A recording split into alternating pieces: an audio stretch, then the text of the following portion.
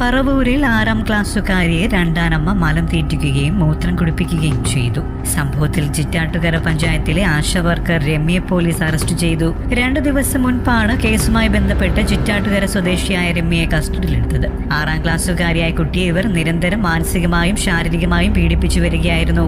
കുട്ടിയെ കൊണ്ട് വിസർജ്യം കഴിപ്പിക്കുക, വെള്ളമാണെന്ന് പറഞ്ഞ് മൂത്രം കുടിപ്പിക്കുക, മുറിയിൽ പൂട്ടിയിട്ട് ഇരുമ്പ് കമ്പി വെച്ച് അടിക്കുക തുടങ്ങിയ ക്രൂര പീഡനമാണ് കുട്ടിക്ക് നേരെ രമ്യ നടത്തിയതെന്നാണ് അധികൃതർ പറയുന്നത്. കുട്ടിയുടെ ശരീരത്തിൽ മർദ്ദനമേറ്റതിന്റെ അടക്കം പാടുകൾ കണ്ടെത്തി. സ്കൂളിലെ കൗൺസിലിംഗിലാണ് ഈ വിവരം പുറത്തറിയുന്നത്. സ്കൂൾ അധികൃതർ വിവരം പിന്നീട് ശിശുക്ഷേമ സമിതിയെയും പറവൂർ പോലീസിനെയും അറിയിച്ചു. കുട്ടിയെ ഉപദ്രവിച്ച രണ്ടാനമ്മയെ പറവൂർ പോലീസ് അറസ്റ്റ് ചെയ്ത് കോടതിയിൽ ഹാജരാക്കി.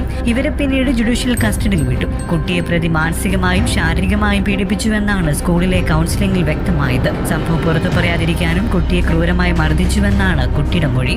നിലവിൽ കാക്കനാട് ജയിലിൽ റിമാൻഡിലാണ് രമ്യ. നിരന്തരം മദ്യപാനിയാണ് അച്ഛൻ. മദ്യപാനവും രമ്യയുമായുള്ള അടുപ്പവും കാരണം കുട്ടികളുടെ അമ്മ ഇയാൾ ഉപേക്ഷിച്ചു പോവുകയായിരുന്നു. മക്കളെ പൊന്നുപോലെ നോക്കിക്കൊള്ളാമെന്ന് അച്ഛൻ പറഞ്ഞ് ഇവരെ വീട്ടിൽ നിർത്തുകയുമായിരുന്നു. എന്നാൽ രണ്ടാനമ്മയായ രമ്യ കുട്ടിയെ ക്രൂര മർദ്ദനത്തിനിരയാക്കുകയായിരുന്നു. സംഭവം അറിഞ്ഞതിനു ശേഷം കുട്ടികളെ 2 പേരെയും അമ്മ ബന്ധുവീട്ടിലേക്ക് മാറ്റിയിട്ടുണ്ട്. കുട്ടിക്ക് ചേച്ചി കൂടിയുണ്ട്.